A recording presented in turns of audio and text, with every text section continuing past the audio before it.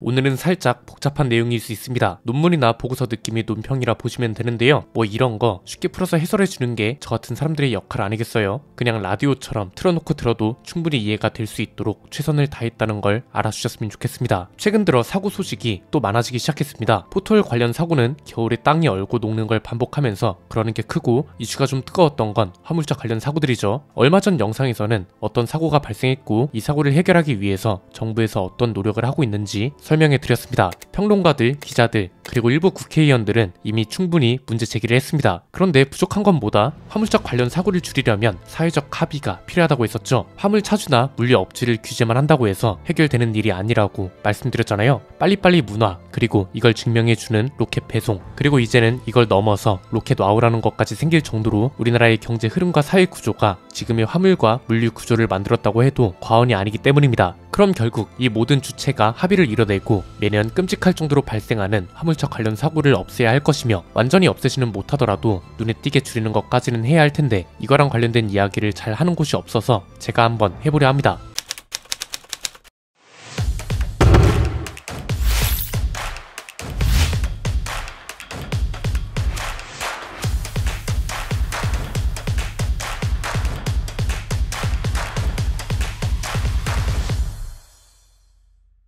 최근 영상에서도 보여드렸던 것처럼 화물차 관련 사고는 매년 발생합니다. 그 중에서도 큰 사고들이 매년 발생한다는 게 문제인데, 그도 그럴 것이 기본적으로 차 무게도 많이 나가고요. 대형차는 철판 두께부터 다르기 때문에 당연히 승용차가 상대적으로 취약할 수밖에 없습니다. 여기에 짐까지 많이 실잖아요. 못해도 1톤 이상, 대형 트레일러 같은 것들은 수십 톤도 실어 나르기 때문에 한번 났다 하면 큰 사고로 이어지는 겁니다. 이런 걸 이제 직접적 사고라고 분류하고요. 판스프링 사고라던가 낙하물 사고, 아니면 최근에 문제가 됐던 바퀴 빠짐 사고 같은 건 간접적 사고라고 분류해 보겠습니다. 일단 간접적 사고에서 가장 대표적인 건 낙하물 사고일 겁니다. 최근 5년 동안 고속도로 낙하물 사고 건수는 증가 추세였습니다. 2021년에 46건으로 떨어졌다가 2022년에 다시 57건으로 늘었거든요. 이건 신고된 사고 건수만 나타낸 거라서 실제로는 더 많을 가능성이 크죠. 이거보다 더 중요한 건 실제로 화물차가 얼마나 많은 물건을 떨어뜨린다는 겁니다. 이게 왜 중요하냐면 이 데이터가 곧 사고가 일어날 확률을 나타내는 것이나 마찬가지이기 때문입니다. 사고 건수에 비하면 굉장히 많았습니다. 최근 5년간 고속도로 낙하물 수거 건수를 보면요, 2018년에 25만 6,700건이 넘었고 2022년에도 19만 9,000건 가까이 있었습니다.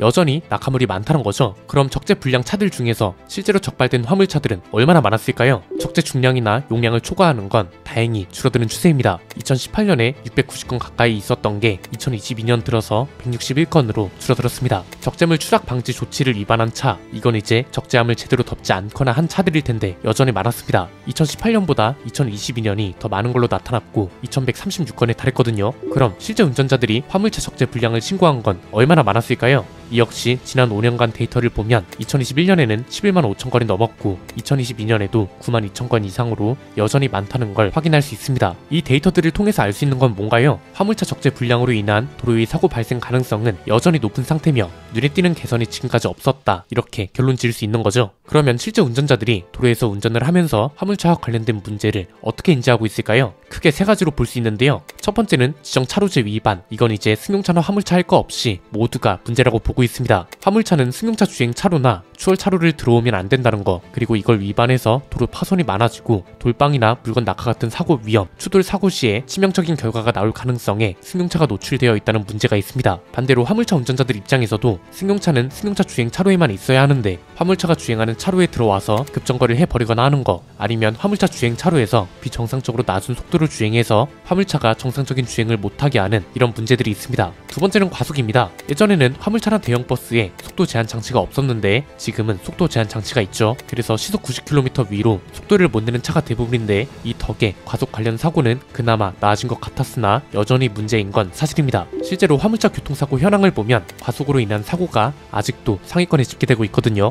고속도로에서는 90km 위로 속도를 못 내지만 반대로 시내에서는 90km까지 속도를 낼 수 있다는 소리이기도 해서 완벽한 해결책이라고는 할 수 없는 거죠. 세 번째는 과적인데 이건 이제 무게만 넘어서는 게 문제가 아니라 적재 불량도 포함해서 생각하면 됩니다. 앞에서 본 것처럼 여전히 관련 신고나 적발 건수가 많은 상태고요. 이런 모든 문제들을 아우르는 게 빨리빨리 문화인 겁니다. 이 빨리빨리 문화 때문에 화물차 사고 관련 문제를 쉽게 해결할 수 없다는 것 또한 대부분의 국민들이 인지하고 있습니다. 안전 운임제와 더불어서 화물차와 물류 업계만 규제한다고 해서 해결되는 게 아니라고 말했었죠. 단순히 이쪽만 규제하면 운임비 상승으로 물가 상승을 초래하고 이로 인해 화물 업계뿐 아니라 전 국민적 반발이 일어날 수 있고 결국은 연금 개혁같이 잘못 건드리면 표가 떨어질까 무서워서 선뜻 나서는 국회의원이 없는 겁니다. 그럼 이 문제를 어떻게 해결해야 하냐? 방금 살펴본 사례대로 보면 우선 지정 차로제 위반은 벌금을 높이면 될 일입니다. 이건 진짜 벌금을 높이는 순간부터 우리나라 도로 문화 자체가 바뀔 수 있을 겁니다. 물론 벌금을 올리기 전에 해결해야 할 문제도 있습니다. 운전면허를 처음 따는 과정, 즉 운전 교육을 할 때 지정 차로제에 대해서 확실하게 교육할 수 있도록 과정을 보완하고 이미 운전을 시작한 지 수십 년이 넘은 사람들이 훨씬 많으니 이 운전자들을 위한 홍보 활동도 많이 해야 합니다. 적어도 우회전 개정 때 이상으로는 해야 할 겁니다. 이건 사실 사회적 합의가 그렇게 절실한 문제는 아니라고 봅니다. 이미 사회적 합의가 되어 있는 문제죠. 지정 차로제랑 관련해서 개선이 필요하다는 건 대부분의 운전자들이 동의를 하고 있으니까요. 그 다음은 과속과 과적, 그리고 빨리빨리 문화인데 이게 바로 사회적 합의가 필요한 문제입니다. 이건 이제 물건 운송을 맡기는 회사, 이해하기 쉽게 도매상이라고 표현하겠습니다. 그리고 화물차, 이것도 물류업계를 포함해서 그냥 화물차라고 표현하겠습니다. 마지막으로 이 과정을 통해 물건을 받아보는 고객, 소비자들 모두에게 합리적인 결론이 나오고 이들이 동의할 수 있어야 사회적 합의가 이뤄졌다고 할 수 있는 겁니다. 우선 도매상들은 운임비가 비정상적으로 올라버리면 안 됩니다. 운임비가 오르면 물건 가격을 올려야 하고 이건 곧 물가 상승을 초래하게 되는 겁니다. 화물차는 과속이나 과적, 정비 불량에 대한 규제를 강화함으로써 손해가 발생하면 안 됩니다. 과속이나 과적을 계속하게 하라, 정비를 하지 말아라, 이게 아니라 왜 이런 암묵적인 관행이 생겨났는지, 그리고 이 관행을 손보지 않는 이상 화물차 규제를 강화할 수도 없다는 걸 알아야 한다는 겁니다. 그 다음 고객들은 뭐가 됐든 지금처럼 배송이 빠르면 됩니다. 배송이 느려지면 이건 또 이거대로 손해가 발생합니다. 고객들은 빠른 배송을 원합니다. 그런데 규제가 갑자기 준비 없이 강화되면 화물차 업계와 도매상은 더 많은 화물차 기사를 써야 하고 이것 또한 물가 상승을 초래하는 일이 되어버립니다. 즉 지금까지 나왔던 대부분의 해결책들이 한쪽만 불리하게 또는 이미 정착되어 있는 국가적 경제 흐름을 거스르는 것들이기 때문에 실현이 어려웠던 거죠. 이 모든 문제를 합리적으로 해결하기 위해선 국가가 개입해야 하는 겁니다. 흔히 착각하는 게 왜 국가가 이런 일에 세금을 쓰냐? 대표적인 게 전기차 구매 보조금일 겁니다. 그런데 이건 전기차와는 다른 일입니다. 경제와 물류 흐름에 연관되어 있는 모든 국민들을 위한 사회적 합의가 필요하고 그러기 위해선 국가적 개입이 필요한 일인 게 분명합니다. 헌법 제34조 모든 국민은 인간다운 생활을 할 권리를 가진다. 그리고 34조 6항에는 국가는 재해를 예방하고 그 위험으로부터 국민을 보호하기 위하여 노력하여야 한다고 명시되어 있습니다. 인재 또한 재해이기 때문에 국가는 이 문제를 해결하기 위해 노력해야 한다는 겁니다. 여기서 국가가 개입할 수 있는 방법은 뭐다? 도매상, 화물차, 그리고 고객들을 모두 만족할 수 있도록 간접적인 경쟁을 부추기는 거죠. 지난번에는 간단하게 언급을 했기 때문에 오늘은 구체적인 방법을 모두 제시하겠습니다. 일단 1년이나 2년 정도 기간을 정합니다. 이 기간 동안 정비 부주의로 인한 사고, 졸음운전 사고, 과적이나 과속으로 인한 사고나 단속 이력이 없는 화물차 회사는 화물차 구매 보조금이나 화물기사 고용 지원금 같은 걸 더 주는 겁니다. 그리고 이 목표를 달성한 회사는 국가에서 인정을 해주는 거죠. 안전한 운송업체, 착한 운송업체 이런 식으로요. 우리가 식재료를 살 때 해썹 인증을 받은 거랑 안 받은 게 있으면 이왕이면 인증받은 걸 사려고 하잖아요. 마찬가지입니다. 도매상들도 이왕이면 안전하고 착한 운송업체를 쓰려 할 거고요. 이걸 홍보수단으로 활용할 수 있고 이렇게 되면 보조금을 위한 경쟁뿐 아니라 운송업계는 살아남기 위한 경쟁도 할 수밖에 없다는 겁니다. 국가가 간접적인 경쟁을 이런 식으로 부추겨야 한다는 거죠. 반대로 정비 부주의로 인한 사고나 안전 부주의로 인한 사고가 발생하고 이 횟수가 일정 수준을 초과하면 그 회사는 보조금을 삭감하거나 심할 경우 보조금 대상에서 제외시켜버리는 겁니다. 이렇게 되면 화물차 회사들은 보조금 때문에라도 더 안전하게 물건을 운송하려 할 거고요. 화물차 구매 보조금이나 고용지원금이 있으면 불필요하게 운임비를 올릴 필요도 없기 때문에 화물차 운전자들의 휴식도 충분히 보장해 줄 수 있게 됩니다. 결론적으로 도매상들은 운임비가 오르지 않고 화물차 회사는 보조금 덕에 비용이 더 발생하지 않고 고객들은 기존과 동일하게 물건을 받아볼 수 있는 거죠. 동시에 도로 위에서는 더 이상 위험한 화물차 사고를 만날 일이 완전 제로까지는 아니더라도 확실하게 줄어들긴 할 겁니다. 이거랑 동시에 도입해야 하는 게 단속 주체를 넓히는 일입니다. 이건 지난번 영상에서 말씀드린 그대로입니다. 지금 적재 불량을 적발하는 주체는 누구라고 했나요? 경찰청의 고속도로 순찰대, 그리고 한국도로공사 소속 직원이라고 했죠. 그런데 단속 권한은 누구한테만 있다? 경찰청 고속도로 순찰대한테만 있죠. 한국도로공사에도 단속 권한을 줘야 합니다.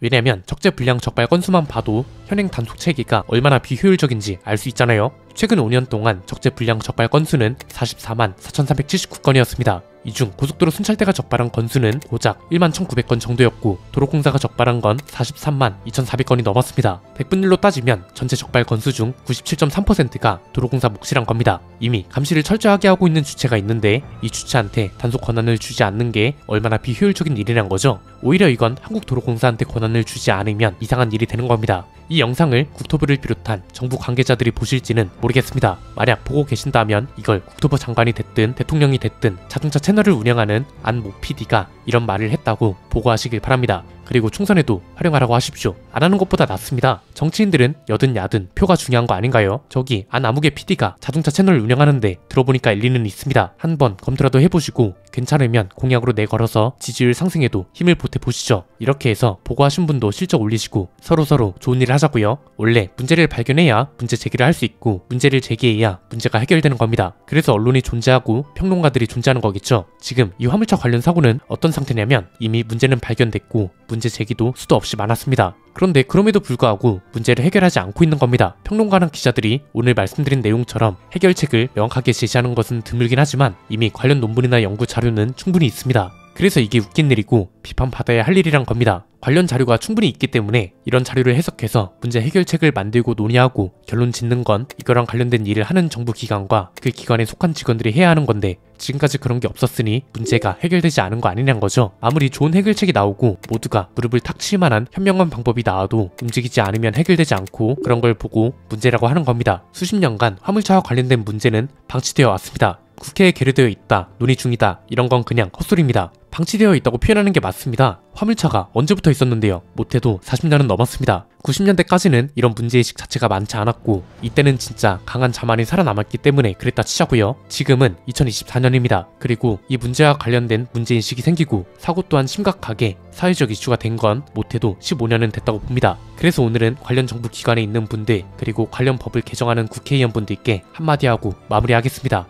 당신들의 월급은 국민들이 내는 세금이고 월급을 받으며 자신의 일을 성실히 하지 않는 것은 직무유기이며 월급을 주는 국민들은 그에 따라 비판하고 표를 주지 않을 권리가 있습니다. 문제를 모른다면 그것은 무지한 것이고 유튜브만 켜봐도 신문만 읽어봐도 알 수 있는 이런 문제들을 뜯어 고치려 하지 않는다면 특히 이렇게 국민들의 목숨과 관련된 일을 방치한다는 것은 여야를 막론하고 욕먹을 짓입니다. 물론 이런 주제가 조회수에 크게 도움이 되지 않는 것이라고 해도 이 문제와 관련해서 아무 말도 안 하는 것보다 그리고 한 번쯤은 이렇게 제대로 이야기하지 않으면 후회할 것 같아서 오랜만에 각 잡고 만들어 봤습니다. 제가 하는 논평이라는 일 자체가 모두를 만족시킬 수 없는 거고요. 불특정 다수한테 정보를 주는 일인데 욕 좀 먹는 건 어떻게 보면 당연하지 뭐 어떤가요? 그래도 전 제가 하고 싶은 말은 해야겠습니다. 그게 제 정신 건강에도 좋고요. 그런 게 조금이라도 사회를 긍정적으로 바꿀 수 있는 일이라면 그럼에도 하는 게 후회가 없을 것 같습니다. 근본적인 문제만 잘 살펴보고 아주 살짝만 바꿔도 도로 위에는 큰 변화가 있을 수 있습니다. 여러분의 의견도 댓글로 자유롭게 남겨주시길 바랍니다. 오늘 내용은 여기까지입니다. 내용이 유익하셨다면 구독과 좋아요 알림 설정 부탁드립니다. 지금까지 저는 안피디였습니다. 감사합니다.